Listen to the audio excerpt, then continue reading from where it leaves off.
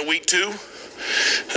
Finally got some spring weather this afternoon. Woke up this morning, it was 26. So I was wondering what it was going to be like today, but it's a nice day out there. I thought Saturday was really, really good after looking at the film. And I tell you, when we put them in situations where where it's live and there's something on it and, they're competing, we're finding out so much about each other because you can't simulate that. And I think that's a big thing for us right now is getting as many reps as possible, with both sides of the ball so we can, get everybody playing more comfortable together, figure out what pieces go where. But so many positives, obviously tons of stuff to improve on. And the big thing we talked about this week is just being consistent, being consistent with our performance, having a great day, not just a great play. And so I thought we went out there and we did some good stuff. We finished the day with a live first and goal from the 7 drill for all 3 units. And so you put it down that close to the goal line, the temperature gets pretty hot.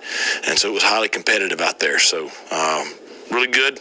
Look forward to being back out on the grass later on this week, and then really looking forward to Saturday with our first live scrimmage. Coach, when you talk about that consistency as you move into week 2, week 3, is that kind of what separates maybe the first, second, third stringers and just try and make up the depth chart? Like, who's the most consistent that you make up? Right. Well, I think the most consistent guys obviously are the ones that have played. We talked about it on Saturday. Those defensive linemen have played a lot of snaps here. And so, they're not making mental errors. They're executing very well. They're fundamentally sound. They play with a tremendous amount of intensity and edge. So you look at a group like that, they're being very, very consistent. I think Marlon Gunn has had a good start to the spring. Really, really pleased with him. Kerry King, I thought, had a really good first week. I challenged him today, and don't go out there and crap the bed, because you had a good first week. Defensively, I think Devin King had a really good first week. Siobhan had a really good first week. Guys like Tegan and Julius, you expect them to go out there and look like starters because they've started so many games for us. But, really excited to see some of those younger guys, looking more and more like guys that are ready to play. So many of the transfers you all brought in, especially defensively, probably still trying to find their way a little bit. But have any of those guys, kept you or caught your attention? Yeah. Dean Ash, my question on him was, would he hit you? He showed us Saturday he'll hit you. And so, because he's a long, rangy, athletic guy, certainly he can cover a lot of ground back there. So it was good to see. Now, the challenge for him is just, stacking days together, really, getting really sound with the scheme and assignment sound. I thought Ra really came on late in the week last week. So, he and Kingston are battling it out there at the Sam position. I think you'll see a couple of those linebackers continue to improve as they get a better feel for the scheme. It's because you get a new scheme and it's fast in there in the box.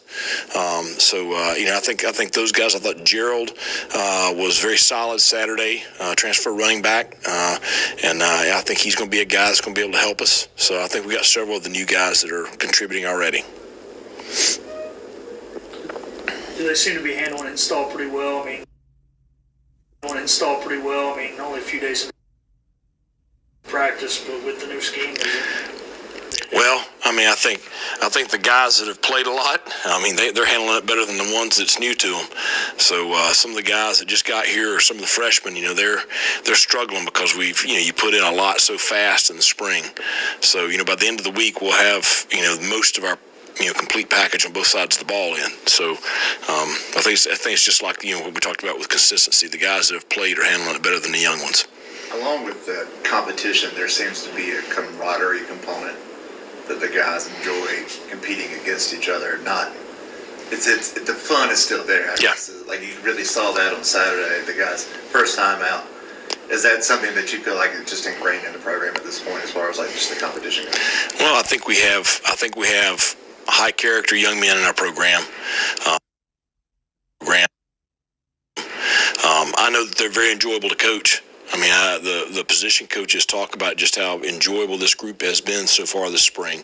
So, I think it is. I think we have a strong bond in our locker room, and I think those kids, our leadership council is kind of small because, it's just kind of the guys that have returned from last year. But, they've been very vocal about, what they want in our locker room as far as leadership and as far as, things they want, things they don't want. And I think they're talking a lot in there about, protecting our culture. Do you almost feel like you're handing over the keys to a new driver, like when you've got those new faces in the leadership room this year? Well, I think you had some guys that had been in the program. I mean, they were in the program when I got here. That class graduated, and so now you have a little bit of a changing of the guard. I mean, it's no more reflective than the quarterback room. Holt Naylor started, every game but one, during my first 4 years. And so now, he's preparing for, his next steps in life and hopefully continue to still play football. And so now you have a new leader in that offensive huddle. And Mason is a part of our leadership council. And, he's really doing a good job, but it's new. It's different. It's a new role for him. Julius talked to us on Saturday about, making sure they welcome in the transfers and kind of really embracing them. How much do you guys as staff kind of sit down with those older players returning? I don't know what the right word is, but to try to get them to embrace those guys, or does it happen naturally? I think there's a combination of embracing and also, making them, earn their way. I think that's important too. Everybody's got a fair shot. I mean, like we talked about last week, nobody can sit here and say that they're not getting a chance. But I think they embrace the new players in the program, the transfers. They welcome them into the room. They welcome them into the locker room. But at the same time, now they do expect them to adjust to our standards for the way we work, the way we compete, the way we conduct ourselves. So it's not like they just get a free pass. They got to come in here and they have to assimilate to our culture. And I think that the kids are doing a good job with that. But I do think that the way our guys welcome them in does help them understand that we're going to do things a certain way, and it doesn't really matter how you did it, where you came from. So Javis Bond, he's made a few big plays early in spring camp. What have you seen from him? Well, he got rocked the last play of the competition out there. I'll tell you, he's going to be a really good player for us. I mean, there's no doubt about it. He's got the it factor, and he's got some dog in him. And he doesn't back down from anything. But he learned a valuable lesson today. He tried to bounce a zone play on the goal line and got the snot knocked out of him. So, it's some of the things that you can do in high school, you can't do at this level. So I think he is a guy that's going to get better every time he goes out there. No different than Raheem Jeter. I thought Raheem looked much better today than he looked last week. I thought Raheem looked much better today than he looked last week. Every day he's going to get more reps. He's going to get more comfortable. Those two kids right there, they have a bright future here at East Carolina. Anything else for Coach? All right, thanks a lot.